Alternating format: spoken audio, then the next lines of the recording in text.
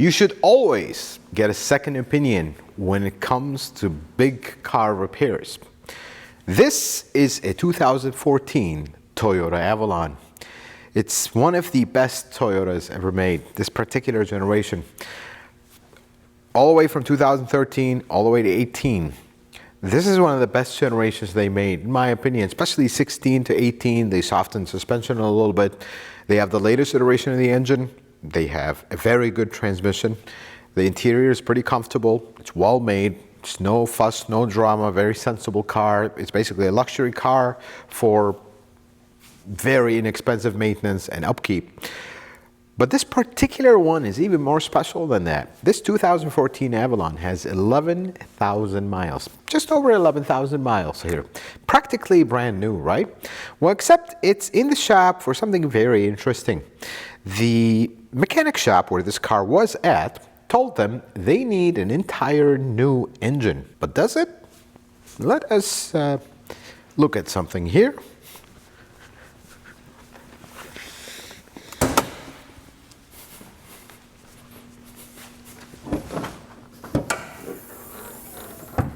Well, the engine is here. It has not escaped, so that's good. Let us just start it and see.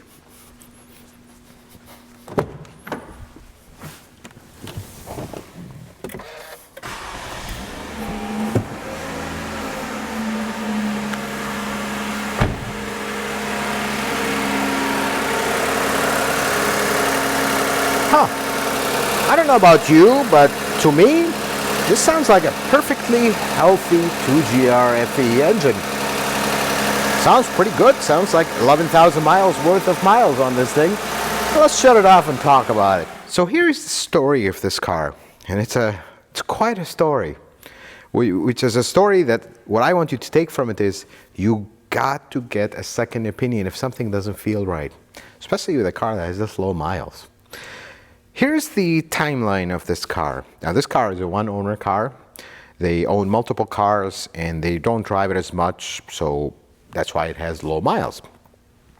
This car has an extended warranty, and during the duration of that extended warranty, the car was exclusively maintained at a single dealership, which happens to be the same dealership that sold them the car. AC stops working. They take it to the dealership. First, they say, needs a computer. Car leaves because the computer has to be ordered. They bring it back. Car stays there for multiple weeks. Okay. Then they get a call again saying, well, we actually put the computer in. It didn't work. Now it needs a compressor. If you know 2GR FEs, the compressor is a bear, in all the models that have a 2GR, because it sits all the way down and the radiator is right against it. So you have to either pull the radiator out or lower the subframe. I usually like to lower the subframe because it's less intrusive, but they pull the radiator out, place the compressor. Great, got the car back. They rarely drive it. They probably, in a matter of 6 months, they drove it 500 miles, all super short trips. Never really got it up and running far away enough for it to fully warm up. Then come a single trip. I was a little far away. Car overheats. Well, I mean, at that point, this is a 10-year-old car. It overheats. Now, the gentleman that owns the car, his wife is driving this car. She calls him. She's not into cars. God bless her, very nice lady. Not into cars. She sees the temperature going a little bit up. She calls. The husband was busy, couldn't respond. She just decided to drive home. At that point, it was a 20-mile drive. She just drove it home. Next morning, car won't start, and eventually, when it got it started, it runs really rough, and things were just not great. Towed it to the dealership. Dealership said, we don't know what happened, but we think it needs an engine. Takes this car to another mechanic. Mechanic basically told them, well, head gasket is blown completely, and this is just going to need a new motor. Okay, and they already got them a line on a remanufactured engine, and which is a horrible idea. Let's get a remanufactured engine in this. The owner was just skeptical. Why does this car that has 11,000 miles, that has one of the greatest engines Toyota made, all of a sudden just quits like that and overheats for no apparent reason. So he asked the mechanic. Here's what the mechanic told him. Well, the water pump failed and it fell off, and that's why it overheated and all that. And you know what? Yes, I will tell you this. Water pumps are common on these engines, but not at 11,000 miles. And they don't usually just drop. They usually will leak slowly, make noise, and you will hear that noise, and you completely ignore it, then maybe we'll have issues. But let's look at something here, because, again, let us, Jose, would we bring the camera here? Let's show them the water pump. There's the water pump, the original water pump to this car. As you can see, the pulley is right here. It is there. It has not left the engine bay. And looking around this car, I actually don't see any leaks. There's absolutely no leaks from anywhere, except if you look right here, like you see remnants of coolant. That was very interesting.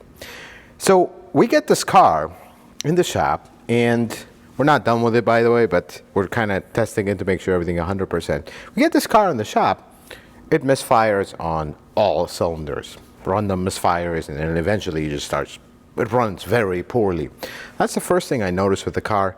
The second thing is, it smells like mold on the inside, which is very strange, but okay. I mean, it's such a low mile. When I saw this car, I didn't think it has 11,000 miles until I got in and turned the key on. I'm like, what? We're potentially doing an engine on this? Something doesn't feel right. I erase the codes, and we see all 3 cylinders in the back are misfiring heavily, dead misfire. Okay, coolant is very low. And I noticed one thing, this clamp right here was completely turned the other way. It was not sitting the proper way. See, these clamps with Toyotas, when you install them, like I always tell you, don't replace the radiator hoses if they're original, just because they're old. They actually hold a very long time. However, when you pull this hose clamp, when you put it back exactly where it goes, and you can see the shadow of it here. Like somebody has had it off. And that's when I start to feel like somebody's been here. And then the horns. The horns were not even attached. There was no horn. There was literally 2 bolts, and the horns were just dangling in the front. I'm looking at the car. I'm like, has this been an accident? That's why. I'm looking at the radiator. No, radiator is original. Has there been accidents? No, everything is original here.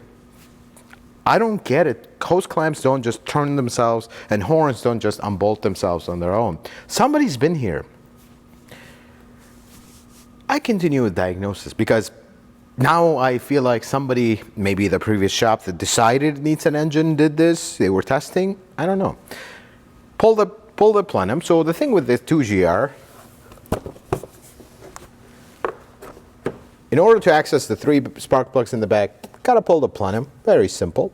Just pull the plenum out. Pull all the spark plugs. Well, the spark plugs were just drenched with fuel. I mean, they were literally dripping with fuel. That's usually a very bad sign. Pressure test the cooling system. I immediately noticed a leak out of this particular hose. Not a huge one, but a small one. Okay. Put this clamp the way it was. Leak stopped, and not only stopped, it stopped completely. There is nothing. I left this car for 2 hours on the pressure tester. It did not drop a hair. Nothing. If the head gasket is blown, it's gonna drop. You're gonna see coolant in the cylinder. Or you're gonna see coolant go somewhere, in the oil, somewhere. Pull the dipstick. This is the other thing. It was severely overfilled with oil. And it smelled it didn't have a milky appearance to it. It had fuel in it, and lots of it. I decided at this point, well, let's run a compression test, and then followed by a leak down if we see that we have compression issues. I run compression across all 6 cylinders. They all have good compression. At that point, something is not making sense here. I have fouled plugs with fuel on them, fuel in the oil, indications of a car that has something that is called cylinder washdown. This is a condition with cars, with newer cars, because of their low tension rings. If you don't have some film of oil underneath the rings, they actually won't seal until it builds it. So these engines, if you start the car cold, move it a little bit, shut it off, start it cold, move it a little bit, shut it off. You do that 2-3 times, it'll completely wash, because when you start these engines cold, it's gonna run rich. That's how all gasoline engines are, to maintain them running when they're cold. That fuel is being just sprayed there. If you just spray it a little bit then stop, it's just gonna linger, and it's gonna run down the cylinder walls, past the rings, and it's gonna wash the entire cylinder, and you have zero oil behind it. Nothing will seal. This is what happened here. Because they ran it extremely hot for a short period of time, actually, because the coolant was leaking, it washed down the cylinder walls, and then you shut it off and let it sit for an extended period of time, and then you started it. Well, it fouled the rear plugs, and now it's running, just misfiring all over the place. And I can imagine the previous mechanic got it, smelled the oil, that smells funny, it's been overheated, I see coolant leaking. Not really a lot. I don't think this even was, and I have another theory about this. It needs a head gasket, it's a blown engine, let's just put an engine in it. Well, it doesn't, because I filled the coolant, fixed that clamp, put spark plugs in this car, and let's hear it one more time.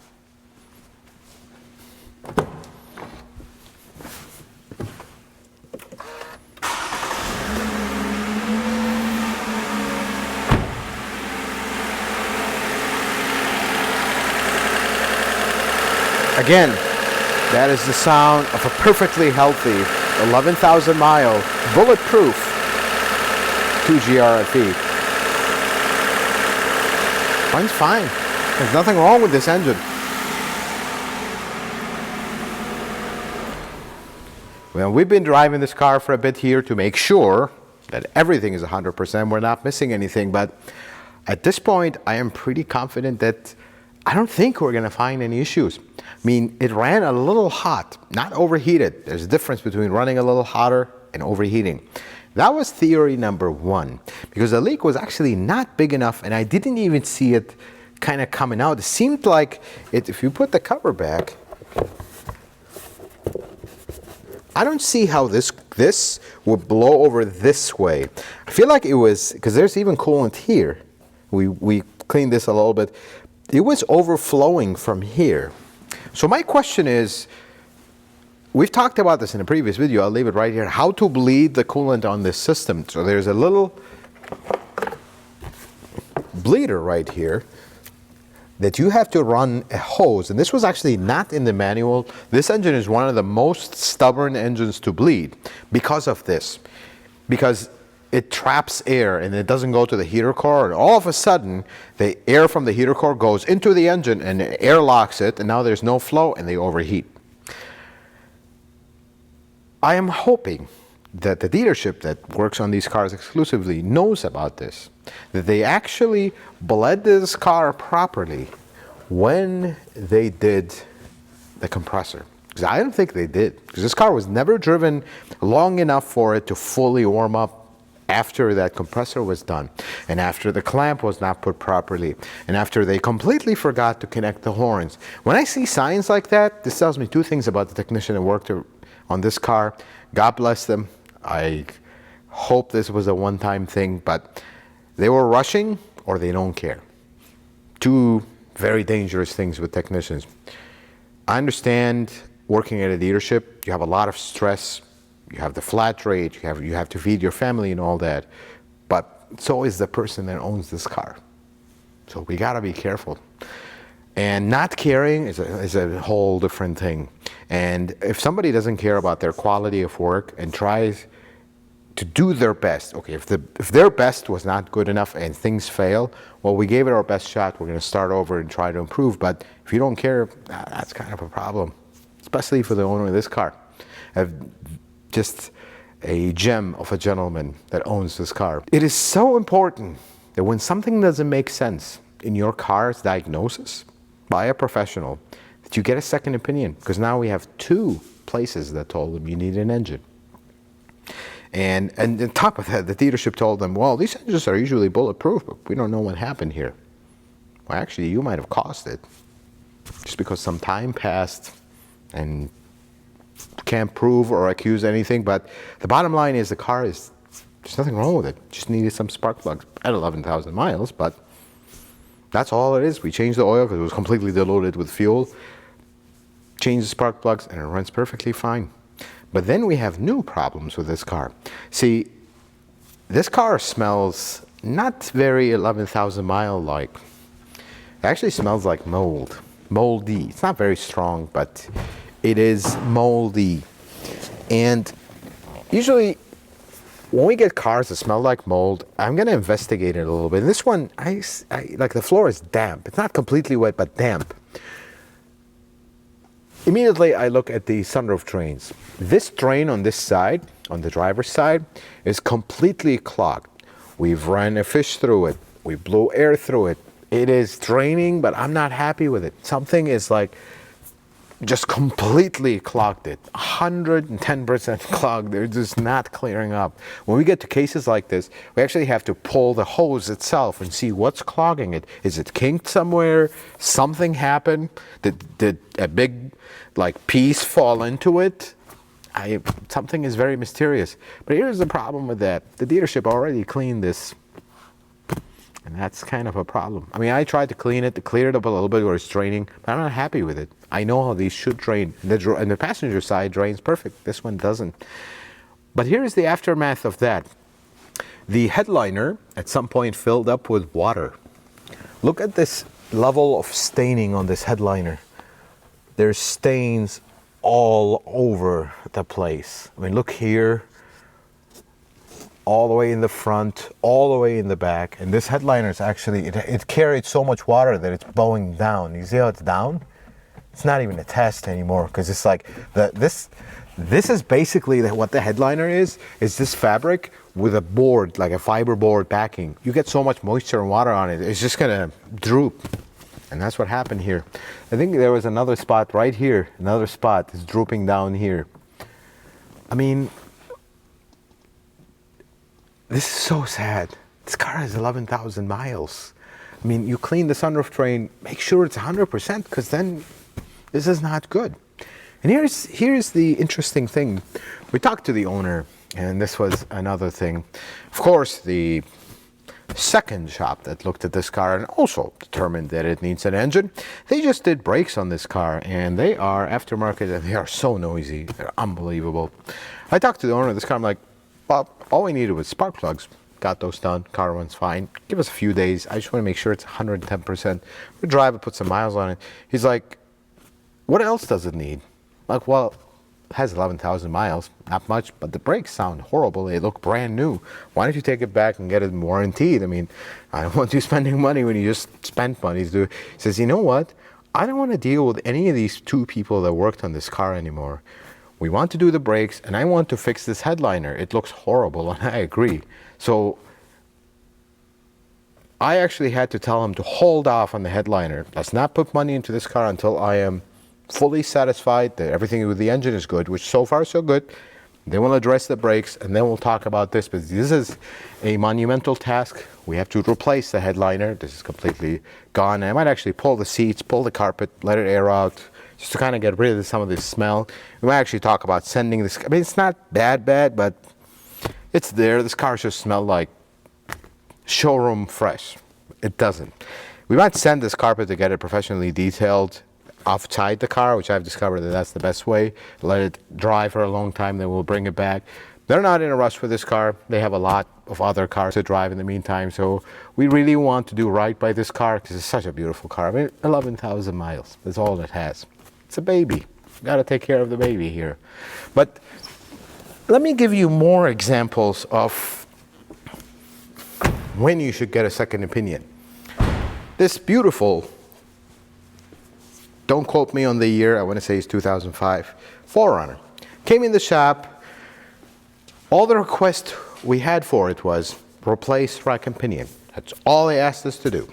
I usually don't like that because I've seen enough wrong diagnosis. And would you look here? We're done with this car.